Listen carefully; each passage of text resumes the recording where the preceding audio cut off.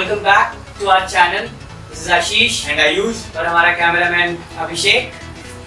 और आज की वीडियो में हम कवर करने वाले हैं कि फिटनेस और मार्शल आर्ट्स में क्या रिलेशन है, दोनों क्यों ज़रूरी है और दोनों के क्या थोड़े बहुत जो मिथ्स हैं, इन सबको जानेंगे। और इन सबको जानने के लिए आज हमारे साथ हैं Sushil sir. Sir welcome to our channel. और स्टार्ट करने से पहले सर मैं आपसे रिक्वेस्ट करूँगा कि आप इंट्रोड्यूस करें हमारे ऑडियंस को। Hello everyone. My name is Sushil Bakshi. I am working from Basava International School as a physical education teacher, and I am black belt from WTF, and I am international coach and referee. And आज का ये जो topic है बहुत अच्छा topic है, उस पर डिस्कस करते हैं कि क्या क्या चीज़ें होनी चाहिए, क्या नहीं होनी चाहिए। और इस चीज़ पे मेरी क्लासेस में मेरे साथ हैं मिस्टर गोविंद मिर्चिंग, जो मेरे बाद जो क्लासेस वगैरह को देखते हैं और बच्चों को ट्रेन करते हैं। और हमारी ट्रेनिंग का लेवल में जो बच्चे हैं वो zonal level, state level, national level, international level, ऐसे कुछ इवेंट्स में पार्टिसिपेट कर चुके हैं और गवर्नमेंट की तरफ से खेल रहे हैं। Thank you. मेरा नाम गोविंद है, गोविंद मिर्चिंग। मैंने बहुत पहले से मार्शल आर्ट्स की ट्रेनिंग कर चुका हूँ, ब्लैक बेल्ट का। आई एम फ्रॉम नेपाल से, बट मैंने कुछ रीज़न से बाद में छोड़ना पड़ा। एक्चुअली फिर इस लाइन पे लेकर तो आज बहुत अच्छे से मैं कर पा रहा हूँ, मैं बच्चों को अच्छे से ट्रेनिंग दे पा रहा हूँ, तो सर के बदल देता है। सर हम आपका भी वेलकम करते हैं हमारे चैनल पे। Thank you. सर जैसे कि आपने अभी बताया कि आप नेशनल प्लेयर हो खुद और आपके काफ़ी सारे स्टूडेंट हैं जिनको आपने ट्रेनिंग करी है। सर तो आप कितने टाइम से आप ट्रेनिंग दे रहे हो बच्चों को? मिनिमम मैं कह सकता हूँ 12 साल हो गए। मतलब सिर्फ ट्रेनिंग करवाते हो सर, तो फिर आपका मैं खुद कब से कर रहा हूँ, मैं 6th क्लास में था, 4th क्लास से 4th क्लास से मैं ट्रेनिंग मेरा स्टार्ट हुआ, इंस्पायर हुआ अपने चाचा जी वगैरह से, क्योंकि वो लोग भी पहले करते थे और वो अपने जब कुछ किस्से ऐसे सुनाते थे कि मार्केट में कहीं फाइट हो गई किसी वजह से, कुछ नॉटी बॉयज इवेंट हुआ तो फाइट हुई, तो मैं उससे बहुत लगता नहीं यार मुझे भी आना चाहिए। जैसे मेरे चाचा जी वगैरह फाइट करते हैं और फिर उसके बाद मेरे चाचा जी पंजाब पुलिस में हैं, तो काफ़ी अच्छी पोस्ट पे तो अच्छा मैं भी इसी लाइन में था। और गोविंद सर आप सर के साथ कितने सालों से हैं? मैं सर के साथ 5 इयर्स हो गई सर के साथ करते हुए, जिससे आपको बताया था अभी थोड़ी देर पहले, तो कुछ रीज़न से मैंने पहले ही छोड़ रखा था, तो फिर मैंने सर से रास्ता दिखाया मुझे यहाँ कैसे क्या करना है। तो आज मैं जो कुछ भी हूँ तो सर की बदौलत हूँ, जैसे कहता हूँ। मिस्टर गोविंद खाना बहुत अच्छा बनाते हैं, तो हम ये कह सकते हैं कि मार्शल आर्टिस्ट खाना बहुत अच्छा बनाते हैं। ये अच्छी बात है सर, कभी हमें भी बुलाओ। मतलब सर अगर मार्शल आर्ट्स की बात करें तो बस हमें बताया काफ़ी एक्सपीरियंस है सर, तो इसी से कुछ टॉपिक्स हैं, कई सारे डाउट्स हैं जिनको क्लियर करना था। तो सर सबसे पहला क्वेश्चन ये था कि अगर हम मार्शल आर्ट्स को फिटनेस की नज़र से देखें, फिटनेस के पॉइंट ऑफ व्यू से देखें, तो क्या रिलेशन है फिटनेस और मार्शल आर्ट्स? अगर कहें फिटनेस और मार्शल आर्ट, तो मार्शल आर्ट को मैं थोड़ा सा साइड में करके आपको बताता हूँ कि फिटनेस हर एक गेम के लिए बहुत ज़रूरी है। आप कोई भी गेम करो, चाहे वो मार्शल आर्ट हो, क्रिकेट हो, फुटबॉल हो, एनीथिंग, काफ़ी सारी गेम्स के आपने नाम सुने हैं। आप अगर मेन आपका फिटनेस अच्छी नहीं है आपकी तो आप कोई भी गेम के लिए नहीं, क्योंकि सर कई बार क्या होता है ना कि अगर हम नॉर्मली अगर किसी से बात करते हैं कि फिटनेस के बारे में, तो उनका सीधा जो पहला इमेज बनता है वो जिम बनता है। तो क्या ये हार्ड एंड फास्ट रूल है कि अगर फिटनेस चाहिए तो सिर्फ जिम ही जाना होगा, या फिटनेस चाहिए तो मार्शल आर्ट्स ही करना होगा? ऐसी जो सोच है ना वो ज़्यादातर उन लोगों के दिमाग में आती है जो एक चाइल्ड खुद से एक एज से ज़्यादा आगे आ चुके हैं, तो उनके सामने सिर्फ वही शोपीस नज़र आता है कि जिम, इट मीन्स फिटनेस। वो ठीक भी है, ऐसा नहीं है कि मैं ये नहीं कहूँगा वो गलत है, वो ठीक भी है। आजकल अगर किसी को भी कहे कि मुझे फिटनेस करनी है तो वो जिम में चला जाए, जिम में अब पहले जिम में क्या होता था, सिर्फ डंबल होते थे, लोग जाते थे थोड़ी सी एक्सरसाइज करते थे और डंबल्स उठाते थे। अब जिम में जाओ तो एक कार्डियो सेशन एक अलग से बना हुआ है जो पूरा वो फिटनेस पे आता है। किसी को वेट रिड्यूस करना होता है तो एक अच्छा जिम ट्रेनर उसको ये नहीं कहेगा कि आप डंबल उठाओ जाके, वो सबसे पहले कहेगा आप 15 मिनट्स कार्डियो की प्रैक्टिस करेंगे, 10 मिनट्स आपका ये वर्कआउट रहेगा। तो फिटनेस बहुत ज़रूरी रहेगी उसके लिए। Alright. सर हमने सुना है कि जैसे एक ऐसा कहते हैं कि मार्शल आर्ट्स करने वाला और बॉडी बिल्डिंग करने वाला बहुत अलग होता है।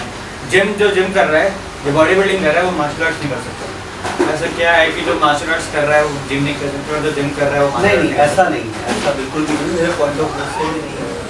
जिम करने वाले मार्शल आर्ट भी करते हैं, और आजकल तो एक नया ट्रेंड है जिम वगैरह में, तो जो जिम करने वाला आया, जिम करने के लिए आया उसे मार्शल आर्ट भी सिखाते हैं। एक अलग से उनका सेटअप होता है मार्शल आर्ट के लिए, एक अलग से सेटअप होता है उनके लिए योगा के लिए, एरोबिक्स के लिए। तो ऐसा नहीं। हाँ, कई लोग ये कहते हैं कि जिम करने वाला मार्शल आर्ट इसलिए नहीं कर सकता क्योंकि बॉडी बहुत स्टिफ हो जाती है। ठीक है, वो फैक्ट है कि आप मसल्स को गेन कर रहे हो। जैसे सब बल्कि बॉडी बना लेते हैं, कोई बल्कि बॉडी बना लेता है, कोई बल्कि मसल्स बनाते हैं, बॉडी स्टिफ कर लेते हैं, तो उसमें मार्शल आर्ट प्रैक्टिस करने में कोई दिक्कत आती है? हाँ, उसमें दिक्कत आती है कि आपकी ना स्पीड कम हो जाएगी। और अगर आप मार्शल आर्ट प्रैक्टिस कर भी रहे हैं और साथ साथ जिम वर्कआउट भी कर रहे हैं, तो कहीं ना कहीं मार्शल आर्ट में आपकी वो स्पीड कम होगी। अगर आप बल्कि बॉडी बना लेते हैं, आपने मसल्स बना लेते हैं, मसल्स प्लस बैक जब ये दोनों बन जाती हैं तो ये वैसे ही टाइट से हो जाते हैं। तो आपको हिट करने में वो स्पीड में, पावर में नहीं, पावर तो आपकी और गेन हो रही है। जिम में आपकी बॉडी में पावर गेन हो रही है, लेकिन स्पीड कम होगी। यहाँ सिर्फ एक ही चीज़ में हमें वहाँ आती है कि हमारी स्पीड कम हो जाती है। बाकी अगर हम रेगुलर प्रैक्टिस कंटिन्यू रख रहे हैं तो हम उसको चेंज भी कर सकते हैं। ओके सर, नेक्स्ट क्वेश्चन ये था कि जैसे कि हम जिम जाते हैं तो वहाँ पे पर्टिकुलर बॉडी पार्ट्स के लिए फिक्स होते हैं। जैसे कि अगर मंडे को हम चेस्ट कर रहे हैं, फिर नेक्स्ट डे हम बाइसेप्स कर रहे हैं, फिर ट्राइसेप्स कर रहे हैं, तो अलग अलग बॉडी पार्ट को हम अलग अलग दिन ट्रेन करते हैं। बट अगर हम मार्शल आर्ट्स की बात करें तो क्योंकि जहाँ तक लोगों को समझ आता है कि अगर मार्शल आर्ट्स का मतलब है कि फाइटिंग की प्रैक्टिस करना, फाइट खेलना, कि अगर कोई मार्शल आर्ट्स ज्वाइन कर रहा है तो मतलब फाइटिंग की प्रैक्टिस कर रहा है, कोई मार रहा है तो उसको कैसे ब्लॉक करना है, फिर उसको कैसे अटैक करना है।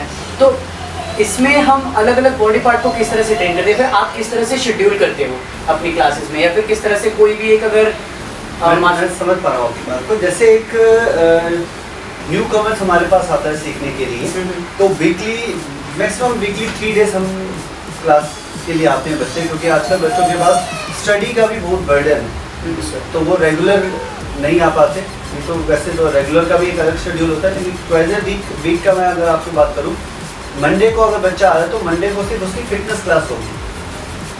तो फिटनेस में उसकी रनिंग हो गई जिससे उसका स्टेमिना बढ़े, स्ट्रेचिंग हो गई, स्ट्रेंथिंग हो गई।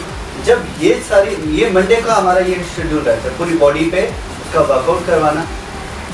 वेडनेसडे एक दिन छोड़ के जब नेक्स्ट डे हम करवाते हैं वेडनेसडे को, तो उस दिन हम सिर्फ आर्म्स को लेते हैं, punches, blocking, punch and block, कि सामने वाले को कितनी स्पीड से हिट करना है, आपके पंच में कितनी स्पीड होनी चाहिए, आपने ब्लॉक कैसे करना है। कोई फेस पे पंच मार रहा है तो हैंड से फेस ब्लॉक कैसे करेंगे, मिडल ब्लॉक कैसे करेंगे, डाउन ब्लॉक कैसे करेंगे, कोई सामने से किक हिट कर रहा है तो आप ब्लॉकिंग कैसे करेंगे। तो नेक्स्ट डे का शेड्यूल हमारा आर्म से रहता है। Third day twice a week, जैसे मंडे, वेडनेसडे, फ्राइडे को हम सिर्फ किकिंग का पार्ट रखते हैं कि किक से आप कैसे कैसे अटैक कर सकते हो। अगर मैं बात करूँ ताइक्वांडो की, तो ताइक्वांडो की किक्स में front kick, slap kick, side kick, तो काफ़ी सारी किक्स हैं। जैसे जैसे एडवांस टाइम निकलता रहेगा, बच्चा प्रैक्टिस करता रहेगा, तो उसमें और भी किक्स जुड़ जाती हैं। डबल एक slap kick, round kick, back kick, spinning kick and all. तो ऐसे हमारा शेड्यूल बनता है। सर, हमारा एक नेक्स्ट क्वेश्चन ये है कि जैसे स्ट्रीट फाइटिंग होती है, सब कहते हैं कि स्ट्रीट फाइटिंग में कुछ तुम्हारा मार्शल आर्ट्स नहीं आता, सिर्फ शो ऑफ होता है, ठीक है, सब कहते हैं कि मार्शल आर्ट सिर्फ शो ऑफ है, कुछ नहीं है स्ट्रीट फाइटिंग में। और ये भी कहते हैं कि स्ट्रीट फाइटिंग में सिर्फ जोर ही काम आता है, जो हमारा जोर है, हमारा जो स्ट्रेंथ है, हमारा सिर्फ ये है, हमारी टेक्निक कोई काम नहीं आती आपको मारने। नहीं, ऐसा नहीं, आप सीख ही रहे हैं। जैसे मैंने बोला कि मैंने ट्वाइस ए वीक क्लास है, तो मैंने सेकंड डे में क्या कर रहा हूँ, ब्लॉक और पंच, ठीक है, यानी कि मैं रोकना भी सीख रहा हूँ और अटैकिंग भी सीख रहा हूँ। नेक्स्ट डे में मैं किकिंग सीख रहा हूँ। तो जब मेरी स्ट्रीट फाइटिंग होगी तो मुझे इन सारी चीज़ों की नॉलेज होगी, ठीक है। और स्ट्रीट फाइट में सेल्फ डिफेंस टाइप की कुछ चीज़ें आती हैं, लाइक कि किसी ने आपको पकड़ लिया, आपके बॉलर से आपको पकड़ा है, तो आप कैसे छुड़वा के उसको अटैक करेंगे, उसको कैसे थ्रो करेंगे, थ्रो गेम भी है उसमें। तो ऐसा नहीं है कि काम नहीं आती। हम मार्शल आर्ट सीखते ही इसीलिए कि कभी भी हमें जरूरत पड़ जाए, चाहे वो रोड पे हो, कहीं पे भी हो, तो हम अपने आप को डिफेंस कर सकें, हम अपने आप वो फाइट कर सकें। कई बार होता है कि कुछ ऐसे वॉइस आपके सामने आ जाते हैं, ऐसी सिचुएशन ऐसे आ जाती है कि आपको फाइट करनी ही पड़ती है। आप क्या करोगे? कोई अगर आपको अटैक के लिए आ गया तो आप क्या करोगे? आपको रोकना भी है और अटैकिंग भी करनी पड़ेगी। बट मैं ये कहना चाहूँगा कि जितना भी हो सके आप फाइटिंग से दूर रहिए, मत उलझिए, ठीक है। मार्शल आर्ट सीखिए अपने डिफेंस के लिए, लेकिन मार्शल आर्ट इसलिए मत सीखिए कि आप कहीं पे कभी भी लड़ने लगो। कुछ लोग ऐसे भी हैं मार्शल आर्ट इसलिए सीखते हैं कि वो उन लोगों से लड़ सकें। लेकिन मार्शल आर्ट सीखना, एक अच्छा प्लेयर जो मार्शल आर्ट सीखता है वो अपने गुस्से पे बहुत कंट्रोल रखता है, क्योंकि मार्शल आर्ट इंटरनल बॉडी को भी स्ट्रॉन्ग करता है, प्लस आपके मेंटल लेवल को भी स्ट्रॉन्ग करता है, अगर आप एक अच्छे और एक मन से मार्शल आर्ट कर रहे हैं। तो हम किसी प्रकार के भी फाइट को प्रमोट नहीं करते, और यही सजेशन होगी कि अगर कभी भी आप ऐसे सिचुएशन में हो तो अपने आप को डिफेंड करो और वहाँ से निकल जाओ। ओके सर, तो नेक्स्ट क्वेश्चन ये है कि जैसे कि अगर एक प्रोफेशनल बॉडी बिल्डर है और एक प्रोफेशनल मार्शल आर्टिस्ट है, अगर इन दोनों के बीच में अगर फाइट होगी तो कौन जीतेगा? आउटकम कैसा होगा? इसका आउटकम ये होगा कि अगर हम जीत की बात करें, देखिए थोड़ा सा मैं मिक्स टाइप का भी आंसर दूंगा इसमें आपको। अगर एक बॉडी बिल्डर है, वो अपनी बॉडी बिल्डिंग की प्रैक्टिस कर रहा है, यहाँ एक मार्शल आर्टिस्ट है, वो अपने मार्शल आर्ट की प्रैक्टिस कर रहा है, यानी कि रोज वो पंचेस किकिंग की प्रैक्टिस कर रहा है, अपने आप को रोक, अपना सेल्फ डिफेंस की प्रैक्टिस कर रहा है, अपने आप को बचना भी और सामने वाले को मारना भी। यहाँ इस पार्ट पे, बॉडी बिल्डिंग वाले पार्ट पे ऐसा कुछ भी नहीं हो रहा, वो सिर्फ अपनी बॉडी पे ध्यान दे रहा है। इसमें क्या होगा, अगर अचानक कभी दोनों की फाइट हुई तो बॉडी बिल्डर के पास तो बहुत अच्छी पावर होगी, क्योंकि वो पावर की प्रैक्टिस कर रहा है, रोज डबल उठा के अपने मसल्स को गेन कर रहा है, रिस्ट की प्रैक्टिस करके अपने रिस्ट को सॉलिड कर रहा है, तो उसके पंच में, उसके आर्म्स में पावर बहुत अच्छी होगी। लेकिन अगर हम कहें अटैकिंग कौन ज़्यादा करेगा, ज़्यादा कौन मार सकेगा, तो वो मार्शल आर्ट वाला है, क्योंकि वो रेगुलर उसी प्रैक्टिस में है। और मार्शल आर्टिस्ट के पास टेक्निक्स है कि कहाँ मारनी है, कहाँ नहीं मारनी, कहाँ सामने वाले को ज़्यादा लगेगा, इधर सोच नहीं जाएगी। बॉडी बिल्डर के पास वो सोच नहीं जाएगी। बॉडी बिल्डर वाला सोचेगा कि मैं इसे पकड़ लूँ और उसके बाद उसे पंच कर दूँ, स्लैप कर दूँ। लेकिन मार्शल आर्टिस्ट के पास तो बहुत सारी चीज़ें होंगी कि मेरे को गर्दन से कैसे पकड़ना है, कैसे होल्ड करना है, कैसे उठा के पटकना है, वो सारी चीज़ें इसके पास है। तो नेचुरल है मार्शल आर्ट प्लेयर थोड़ा भारी पड़ सकता है बॉडी बिल्डिंग। हाँ, नहीं थोड़ा नहीं, ज़्यादा भारी पड़ता है। नहीं, अगर हम स्ट्रेंथ की बात करें, अगर हम कंपेयर करें तो स्ट्रेंथ वाकई में एक अच्छे बॉडी बिल्डर अगर कोई है, अगर प्रोफेशनल है तो उसके पास स्ट्रेंथ होगी, बस टेक्निक की वजह से वो मार खाएगा बस थोड़ा। अरे सर, फिर हमारे क्वेश्चन और है कि जैसे बहुत लोगों को होता है अस्थमा की बीमारी होती है, अस्थमा की डिजीज होती है, ब्रीथिंग डिजीज होती है, तो वो क्या मार्शल आर्ट कर सकता है या वो मार्शल आर्टिस्ट बन सकता है? क्यों? क्योंकि उसको तो ज़्यादा वो चाहिए होता है, स्ट्रेंथ की जरूरत फूल जाएगी। ऐसा मैं इस बारे में यही कहना चाहूँगा, मेरे पास भी 2-3 स्टूडेंट ऐसे हैं जिन्हें ब्रीथिंग की प्रॉब्लम है, ठीक है, उनके पास उनका पंप भी होता है, सब कुछ होता है। उनके पेरेंट्स ने जब डाला था मेरे पास, मेरे को बोला कि आपको सिखाना है और इसमें ये प्रॉब्लम है, तो सबसे पहले मेरा काम ये था कि आप पहले डॉक्टर से सजेस्ट कीजिए क्योंकि उसका ट्रीटमेंट चल रहा है डॉक्टर के पास, तो डॉक्टर बताएगा कि अब ये टाइम उसके लिए ठीक है। जैसे कि आपको आज फीवर है तो फीवर वाले डे पे तो आप प्रैक्टिस नहीं करोगे, 1-2 दिन के बाद ही करोगे ना कि अब फीवर थोड़ा ठीक हो रहा है तो अब आप प्रैक्टिस कर सकते हो, ठीक है। तो वैसे ही है, अगर वो एक नॉर्मल स्टेज पे स्टेमिना की प्रॉब्लम, अगर ब्रीथिंग की प्रॉब्लम बोले तो आपको भी होगी, मुझे भी होगी, आपको कम हो, आपको ज़्यादा होगी, मुझे कम होगी। मैं एक मार्शल आर्टिस्ट प्लेयर हूँ, मैं स्पोर्ट्स मैन हूँ, तो मैं रोज़ रनिंग कर रहा हूँ, एक्सरसाइज कर रहा हूँ, तो मुझे ब्रीथिंग की प्रॉब्लम बहुत कम होगी। 2-3 किलोमीटर जाने के बाद मेरे को लगेगा सांस चढ़ रही है। और अगर आप उस चीज़ में प्रैक्टिस नहीं करते, रोज़ वर्कआउट नहीं करते, तो आपको जल्दी होगी, और कहें अगर डिजीज़ की तो उसे और ज़्यादा होगी। तो हमें वो धीरे धीरे उसका लेवल ठीक करना है। तो क्या सर इसमें कहीं पर हम ऐसा कह सकते हैं कि थ्रू आउट अगर मार्शल आर्ट्स ज्वाइन करता है या फिटनेस में अगर कोई बंदा आ रहा है, अगर उसको ऐसी प्रॉब्लम है, तो क्या इससे उसको रिलीफ मिल सकता है? कुछ मिलेगा, बिल्कुल मिलेगा। वर्कआउट रेगुलर अगर वो वर्कआउट करेगा तो उसको मिलेगा। मैं ये नहीं कह रहा कि वो मार्शल आर्ट में ही जाए, वो ऐसी किसी गेम में जाए जहाँ उसकी फिटनेस अच्छी हो। जब फिटनेस अच्छी होगी तो वो ब्रीथिंग प्रॉब्लम को भी एक अच्छा कंट्रोल करेगा। मेरे पास था एक ऐसा स्टूडेंट, उसके साथ ऐसे ही हुआ था। एक बार क्लास में ही क्लास करते उसकी ब्रीथिंग प्रॉब्लम स्टार्ट हो गई। तो उस टाइम पे उसका पंप वगैरह जो हम प्रिकॉशंस यूज़ करते हैं उसके पास था, लिया हमने, उसे थोड़ा रेस्ट दिया उस टाइम पे। लेकिन एक अच्छे इंस्ट्रक्टर को ये पता होना चाहिए, उसके कोच को ये पता होना चाहिए कि मुझे इसे अभी कितनी प्रैक्टिस करवानी है। ऐसा नहीं हो कि वो प्रैक्टिस करवाया जा रहा है जिससे उसकी तबीयत खराब हो। आज वो बच्चा ब्लैक बेल्ट भी है, जिसको ब्रीथिंग की प्रॉब्लम थी, वो आज उसने ब्लैक बेल्ट एक टाइम पे अपना टेस्ट कंप्लीट करा है, और वो आज ब्लैक बेल्ट पहन के खड़ा भी होता है और वर्कआउट करता है। उसके पेरेंट्स वगैरह थैंक्स करते हैं कि बहुत अच्छी बात है कि हमने आपकी इस गेम में डाला। आजकल के पेरेंट्स में यही एक चीज़ रह गई कि हमें अपने बच्चों को बहुत अच्छा पढ़ाना है, उनकी परसेंटेज बहुत अच्छी लेके आनी है। पर ये पॉसिबल कैसे है? ये पॉसिबल तो तभी है ना जब वो बच्चा मेंटली एंड फिजिकली दोनों तरीके से स्ट्रॉन्ग हो।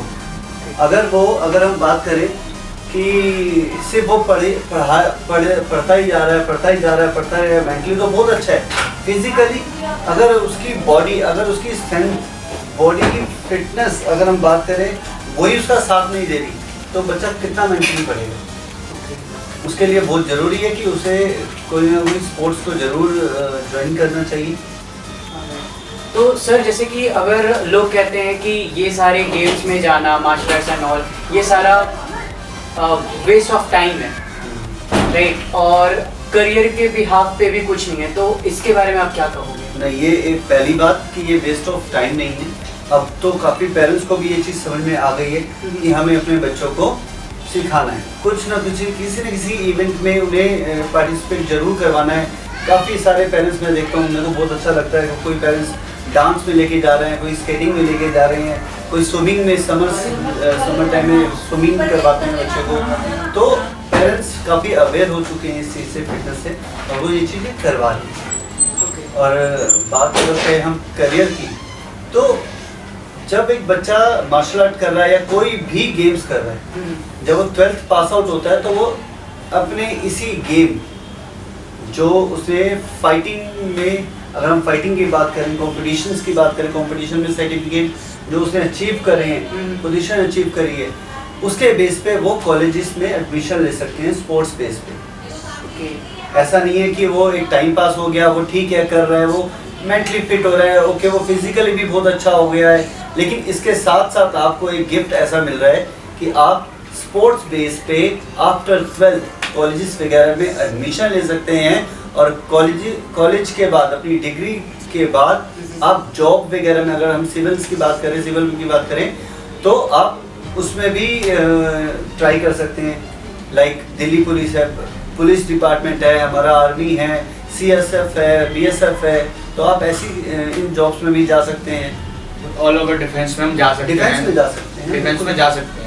राइट, तो मतलब अगर हम मार्शल आर्ट्स वगैरह ज्वाइन करते हैं तो इससे हमारी करियर अपॉर्चुनिटी भी बनती है कहीं ना और ज़्यादा बढ़ जाती है, क्योंकि बिकॉज ऑफ स्पोर्ट्स के।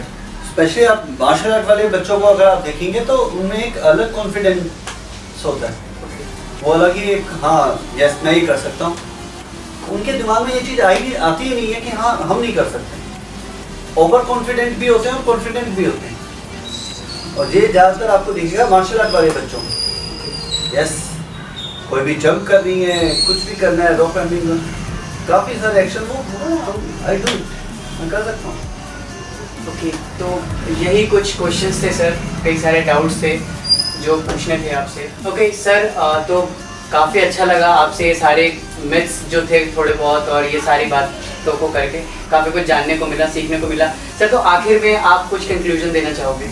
मैं बस यही कहना चाहूँगा आपके थ्रू आप सब लोगों को कि स्पोर्ट्स ज्वाइन करो, स्पोर्ट्स खेलो, स्पोर्ट्स से आपको बहुत सारे बेनिफिट्स होंगे।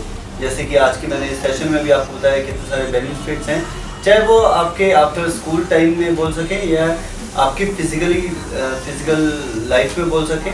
मेंटली स्ट्रेस होता है आजकल लोगों को काफ़ी सारा, जो ऑफिस गोइंग लोग हैं उनको भी काफ़ी मेंटली स्ट्रेस रहता है काम की अपने। तो स्पोर्ट्स को ज्वाइन करो, स्पोर्ट्स चाहे वो किसी भी चीज़ का हो, चाहे वो जिमिंग में स्पोर्ट्स की बात करें, चाहे हम मार्शल आर्ट की बात करें, या और काफ़ी सारे स्पोर्ट्स हैं, तो आप ज्वाइन करिए और आप फिट रहिए। राइट, क्योंकि हमारा मेन मोटो ये है कि सारे लोग फिट रहें, तो स्टे फिट। और जाते जाते एक और चीज़ बताना चाहूँगा कि this video was sponsored by fitness Midas 15.2, जो कि एक जिम है। और अगर आप उत्तम नगर और जीवन पार्क जनकपुरी के पास रहते हो तो आप जिम लॉकडाउन के बाद जरूर विजिट करना। यहाँ पे आपको जिम के साथ साथ martial arts, aerobics, dance, zumba, ऐसी सारी एक्टिविटीज़ करने को मिलेंगी, जहाँ पे आप बहुत अच्छी वेट ट्रेनिंग, फिजिकल ट्रेनिंग सब कुछ एक साथ कर सकते हो। और इसके बारे में अगर आपको और कोई क्वेरी है तो आप नीचे डिस्क्रिप्शन में इंस्टाग्राम लिंक है फिटनेस मिडास 15.2 का, या फिर आप डायरेक्टली हमें भी इंस्टाग्राम कर सकते हो।